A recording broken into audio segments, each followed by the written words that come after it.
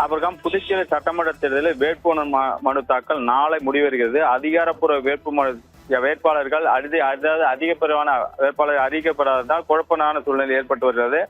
புதுச்சேரி சட்டமன்ற தேர்தல் அடுத்த மாதம் ஏப்ரல் 9ஆம் தேதி நடைபெறுகிறது. சட்டமன்ற தேர்தலுக்கான வேட்புமனு தாக்கல் கடந்த 16ஆம் தேதி தொடங்கியது. தேர்தலுக்கான வேட்புமனு தாக்கல் உடனடியாக தொடங்கியது. அரசியல் கட்சிகள் தொடங்கும் என்று எதிர்பார்க்கவில்லை. ரெண்டு நாட்களாக யாரும் வேட்புமனு தாக்கல் தொடங்கி 2 நாட்கள் யாரும் வேட்புமனு தாக்கல் செய்யவில்லை. 18ஆம் தேதி அமாவாசை என்பதால் அன்றைய தினமே கூட்டணி கட்சிகள் பங்கீடு முடிவு ஏற்படாமல் காங்கிரஸ், திமுக, லட்சிய ஜனநாயக கட்சி உள்ளிட்ட கட்சியினர் சுயேட்சைகள் மனு தாக்கல் செய்தனர். ஆனால் வேட்புமனுக்களை தொடங்கியது 4வது நாளான வெள்ளிக்கிழமை அன்று கூட்டணி முடிவு ஏற்படாமலேயே கிட்டத்தட்ட 120க்கும் மேற்பட்டோர் வேட்புமனுக்களை தாக்கல் செய்தனர்.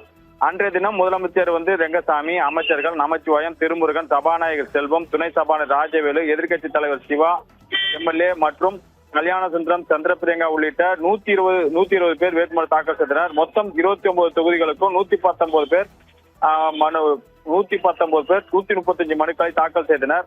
ராஜ்பவன் தொகுதியில் மட்டும் இதுவரை யாரும் வேட்புமனு தாக்கல் செய்யவில்லை. இந்த நிலையில் நாளை வெள்ளிக்கிழமை அதாவது திங்கட்கிழமை மதியம் 3 மணியோடு வேட்புமனுக்கள் முடிவடைகிறது. அதே நேரத்தில் பாஜக தரப்பில் 10 தொகுதிகளுக்கான வேட்பாளர்களும், அதிமுக சார்பில் 2 தொகுதிக்கான வேட்பாளர்களும் அறிவிக்கப்பட்டுள்ளனர். பாஜகவில் கூட்டணியில் இடம்பெற்றுள்ள என்ஆர் காங்கிரஸ், லட்சிய ஜனநாயக கட்சி வேட்பாளர்கள் அதிகாரப்பூர்வமாக அறிவிக்கப்படாததால் வேட்புமனு தாக்கல் நாளைய தினம் அவர்களும் சேர்த்து வேட்புமனு தாக்கல் செய்வார்கள் எதிர்பார்க்கப்படுகிறது. இதேபோல் இந்தியா கூட்டணியில் தொகுதி பிரிப்பதில் தொடர்ந்து இழுபறி நீடித்து வருகிறது. இதனைத் தொடர்ந்து தமிழக முதலமைச்சர் ஸ்டாலினுடன் புதுச்சேரிக்கான திமுக பொறுப்பாளர் ஜெகத் ரட்சகன் எம்பி மற்றும் திமுகவினர் இன்று காலை பேச்சுவார்த்தை நடத்தினார்கள். அதே போல பாத்தீங்கன்னா காங்கிரஸ் சார்பில் ப. சிதம்பரம் அவர்களும் முதலமைச்சருடன் ஆலோசனை நடத்தினார். ஆனால் இதுவரை எந்த அறிவிப்பு வெளியாகாததால் காங்கிரஸ் மற்றும் திமுக கூட்டணிகள் குழப்பம் நீடித்து வருகிறது. புதுச்சேரியில் பொறுத்தவரைக்கும் புதுச்சேரியில் நட்சத்திர விடுதலில் காங்கிரஸ் ஆலோசனை நடத்தி வருகின்றனர். ஆனால் இதுவரைக்கும் எந்த விதமான முடிவும் அறிவிக்கப்படாததால் காங்கிரஸ் காத்து கிடக்கின்றனர்.